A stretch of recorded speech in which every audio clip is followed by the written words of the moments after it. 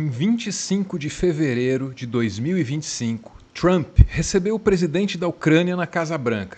Foi um encontro hostil com o Zelensky, desde a porta de entrada.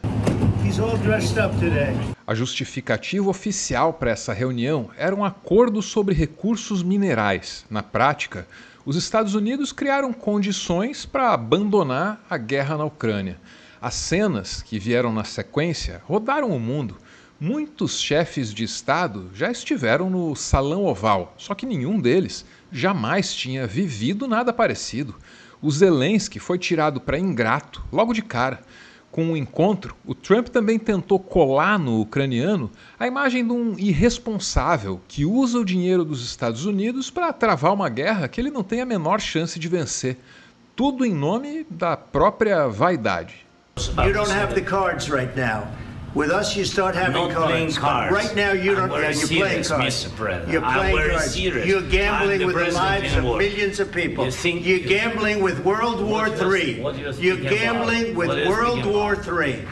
And what you're doing is very disrespectful to the country, this country, that's backed you far more than a lot of people said they should have. Have you said thank you once this entire meeting? No, in this entire meeting, have you said... Os comentaristas políticos destacaram que essa briga diante das câmeras foi inédita. O show que foi dado ali ganhou muito mais visibilidade que as repercussões práticas desse arranca-rabo, todas gravíssimas. E é possível que o Trump, que tem lá a experiência dele com a mídia, tenha feito esse cálculo. All right, I think we've seen enough. What do you think? Huh? This is going to be great television, I will say that. Depois da discussão no Salão Oval, Zelensky saiu às pressas da Casa Branca. Aí, àquelas alturas, alguma coisa sensível tinha mudado no mundo. Estavam criadas as circunstâncias para que a Europa Ocidental começasse a se armar como nunca se via desde a Segunda Guerra. Estava dada a justificativa para que generais de mais de 30 países, que já não se sentem tão protegidos pelos Estados Unidos, se reunissem a portas fechadas em Paris. Estava dado o motivo para o início de um debate sobre a formação de um exército próprio da União Europeia. Dizer que o mundo mudou depois da zorra no Salão Oval seria ingenuidade, porque o mundo está sempre mudando, mas é um fato. A velocidade dessas mudanças aumentou vertiginosamente, sem que a opinião pública nem tenha se dado conta. Eu sou Arvro e esse é o meu textão sobre aquilo que acontece quando a polícia do mundo entra em greve.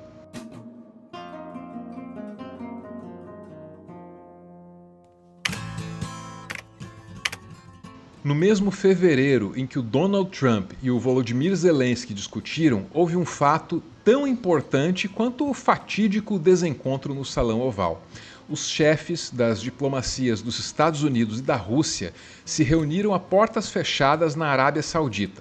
Eles discutiram o futuro da Ucrânia sem que nenhum representante da Ucrânia estivesse presente. E depois da reunião, o Trump e o Putin tiveram uma conversa pelo telefone. Ninguém sabe o que ficou acordado ali. Presidente Putin e Trump, quando os presidentes Trump e Putin conversaram pelo telefone, concordaram que precisam deixar para trás um período absolutamente anormal nas relações entre os dois grandes poderes, quando eles de fato não se comunicavam, exceto em certos assuntos técnicos e humanitários. E os presidentes concordaram que o diálogo deve ser retomado. Ou seja, no mesmo mês em que hostiliza a Ucrânia, os Estados Unidos se aproxima da Rússia. Os governos da Europa Ocidental, que certamente estão muito mais bem informados que eu e você, graças às agências de inteligência deles, agiram de maneira rápida e dramática. E a União Europeia, até então meio desacreditada pelos Brexits da vida, ganhou um protagonismo enorme, e isso de uma semana para outra. A liderança da União Europeia propôs que os países do bloco façam um grande empréstimo conjunto de 150 bilhões de euros para gastar em armamentos e nos exércitos europeus.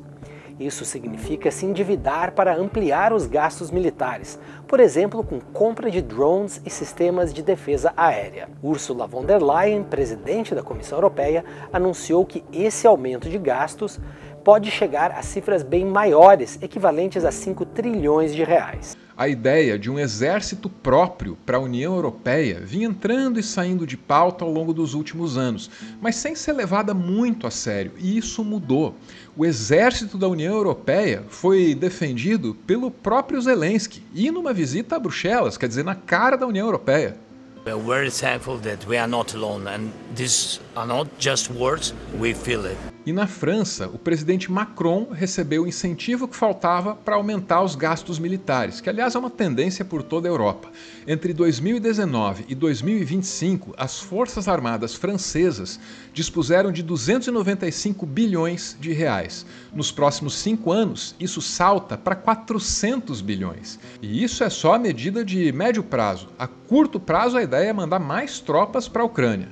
Macron levantou a possibilidade de enviar tropas europeias para a Ucrânia, no caso de um acordo de paz com a Rússia. Seria loucura permanecer como espectador neste mundo de perigo. Sem mais delongas, devemos tomar decisões pela Ucrânia, pela segurança dos franceses, pela segurança dos europeus. A Alemanha foi até mais radical. A necessidade de gastar com defesa nacional foi um dos principais argumentos que eles usaram para mexer num dispositivo que eles chamam de freio da dívida. É meio que o teto de gastos deles. E isso teve repercussões econômicas enormes. Mudou o panorama financeiro da Alemanha de imediato. Algo bombástico aconteceu na economia alemã. E o resultado é que uma fabricante de equipamentos militares agora vale mais que a gigante Volkswagen, algo que era impensável apenas alguns meses atrás. Mas o caso mais sensível mesmo tem que ser o da Polônia, que rapidinho se saiu ali com um programa de recrutamento militar. Uma coisa ambiciosa, 100 mil recrutas treinados ao ano.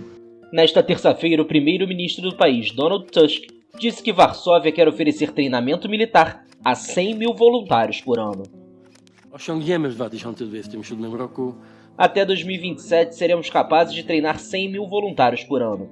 Estou convencido de que não haverá escassez de voluntários, mas é nosso dever garantir que qualquer pessoa interessada possa participar do treinamento.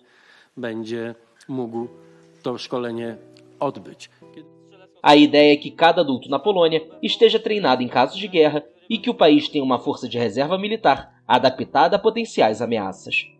Mas a repercussão mais importante da discussão no Salão Oval é talvez a mais discreta e a menos noticiada até agora.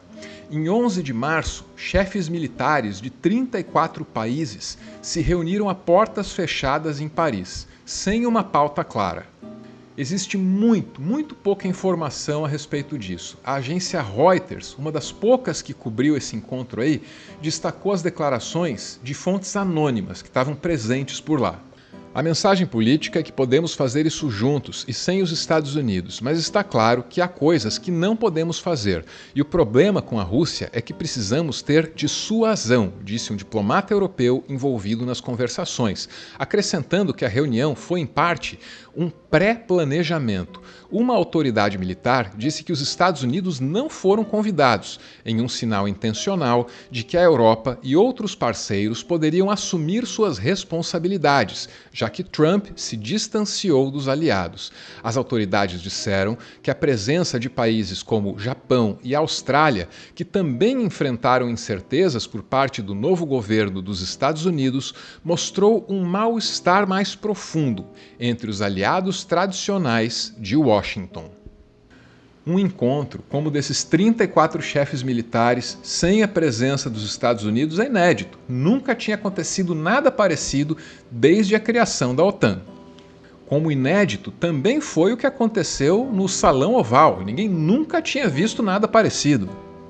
E a dúvida que fica para gente como a gente, brasileiros, vivendo nas franjas desse império que vai se desfalecendo, é: qual é a próxima coisa que esse mundo nunca viu e que agora vai ter que ver?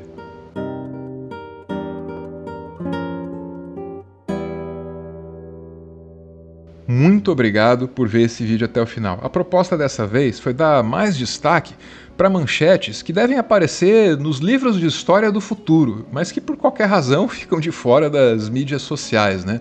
Nem sempre os fatos mais histriônicos são aqueles que mais determinam as nossas vidas. Às vezes, esses encontros discretos, a portas fechadas, têm muito mais poder para definir destinos. Então, estejamos atentos àquilo que verdadeiramente importa. Porque escolher como e onde nós aplicamos as nossas atenções, em alguma medida, é escolher quem nós somos e como agimos nesse mundo, né? Valeu!